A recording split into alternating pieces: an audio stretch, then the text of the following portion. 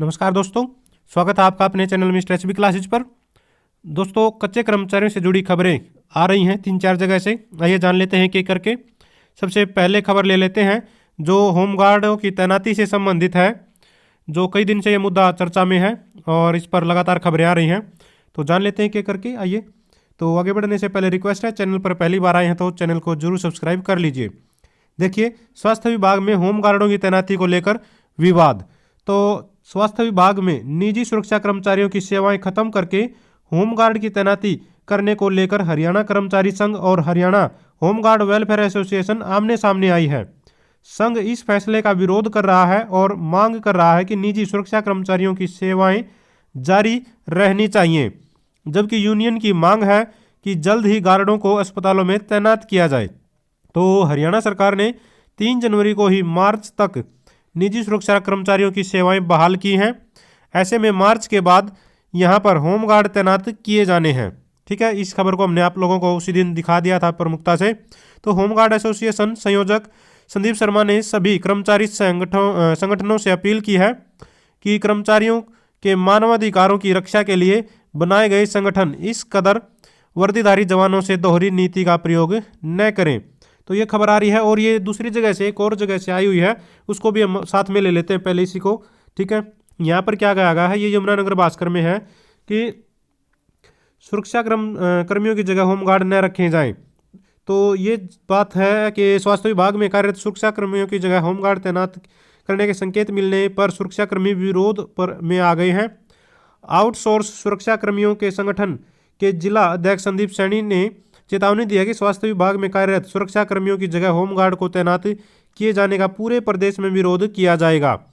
तो यहाँ पर विरोध प्रदर्शन का जो है तैयारी कर रहे हैं। उन्होंने कहा कि स्वास्थ्य विभाग में हजारों सुरक्षाकर्मी वर्षों से पूरी ईमानदारी से ड्यूटी कर रहे हैं।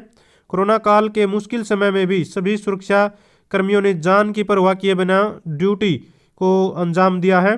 ठीक है, लेकिन अब उनको हटाकर सरकार होमगार्ड लगाने की तैयारी में है। तो सरकार से मांग है कि सुरक्षा कर्मियों का नियमित कर रोजगार सुरक्षित किया जाए। उनको तो नियमित करने की मांग यहाँ पर उठा रहे हैं जो सुरक्षा कर्मी लगे हुए हैं स्वास्थ्य विभाग के अंदर। लेकिन इनका जो कार्यकाल है वो 3 महीने के लिए भी बढ़ाया गया था। अभी से अगर साथी कुछ करने की इच्छुक रखते हैं तो शायद भविष्य में कुछ हो सकता है, वरना 3 महीने कोई ज़्यादा नहीं होते, हमने पहले भी आप लोगों को बताया था। अब इसके बाद ले लेते हैं अगली खबर फतेहाबाद से। तो मिड डे मील वर्कर को नहीं मिला 7 महीने से वेतन।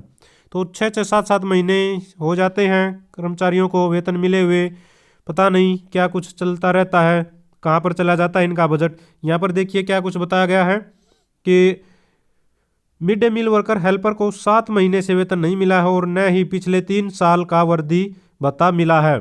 अगर एक सप्ताह, ठीक है, ये तो 7 महीने तो वेतन को हो गए, अगर 7 दिन मिड डे मील न बने स्कूल लगते हुए तो अपने आप पता चल जाएगा, सरकार तक सारी खबरें अपने आप पहुंच जाएंगी। लेकिन अगर सैलरी नहीं मिल रही है तो ये खबर पहुंच रही है नहीं पहुंच रही, इसको सब कानों पर से मतलब टाल रहे हैं बात करने की, ये है। ठीक है, इस पर कोई ध्यान नहीं दे रहा है। लेकिन अगर एक सप्ताह तक अगर मिड डे मील बनना बंद हो जाए तो सारे अधिकारियों तक खबर पहुंच जाएगी और अपने आप इनको पता चल जाएगा हाँ क्या परेशानी चल रही है। लेकिन इनका काम चल रहा है तो इनको दूसरों के सैलरी से कोई मतलब नहीं है। देखिए क्या कहते हैं कि मिड डे मील वर्करों को पक्का किया जाए और जब तक पक्का नहीं किया जाता तब तक न्यूनतम वेतन 24,000 रुपये दिया जाए। ठीक है, तो अपनी मांगों को यहाँ पर दोहरा रहे हैं और जो भी वेतन है कम से कम जो भी है, कम या ज़्यादा, कम से वो ही समय पर मिल जाए तो भी बहुत मन को शांति रहती है कि कहीं ना कहीं चलो घर के खर्चे तो चल रहे हैं। लेकिन अगर 7-7 महीने कोई काम कर रहा है और उसको समय पर सैलरी नहीं मिलती तो बहुत ही परेशानी वाली ये बात होती है। इसके बाद आगे खबर ले लेते हैं। नौकरी सुरक्षा को लेकर एक्सटेंशन लेक्चरर का प्रदर्शन। इस खबर से आपको एहसास हो जाएगा कि अगर आप सरकारी कर्मचारी नहीं हैं, वैसे ही जुड़े हुए हैं सरकार के साथ, तो साथियों आप चाहे लेक्चरर लग लो या फिर एक ग्रुप डी का कर्मचारी लग लो, परेशानी आपको हमेशा बनी ही रहनी है। गवर्नमेंट के अगर अंडर लग गए, पक्के हो गए तो ठीक है, वरना अगर आप वैसे ही जुड़े हुए हैं आउटसोर्सिंग के तहत या किसी भी तरीके से कोई भी दूसरी योजना से जुड़े हुए हैं तो जाहिर ही बात है कि आप लोगों को परेशानी होनी ही है। तो ये यहाँ पर अम्बाड़ा से ये खबर है। एक्सटेंशन लेक्चरर वेलफेयर एसोसिएशन की 27 इकाई ने सचिव प्रोफेसर सुषमा की अध्यक्षता में नौकरी सुरक्षा की मांग को लेकर काले बिल्ले लगाकर रोष प्रकट किया है और ये अपनी मांगों को रख रहे हैं। साथ ही आगे बढ़ते हैं, यहाँ भी देख लीजिए फतेहाबाद भास्कर से खबर ली गई है। जाखल से नगर पालिका के सचिव बोले ठेकेदार ने पूरे नहीं किए कागजात, यानी कि 7 महीने से कर्मचारियों का वेतन नहीं मिल रहा है, ठीक है, और हड़ताल पर जाने के लिए मजबूर हो रहे हैं। अब चाहे कोई भी कारण रहा हो, जब ये पता है कि ठेकेदार ने सैलरी नहीं दी है, इसका मतलब उसने रूल तोड़ा है, तो सीधी सी बात है कि उसका जो है उसको पेनल्टी लगानी चाहिए, उसको जुर्माना लगाना चाहिए, ठीक है।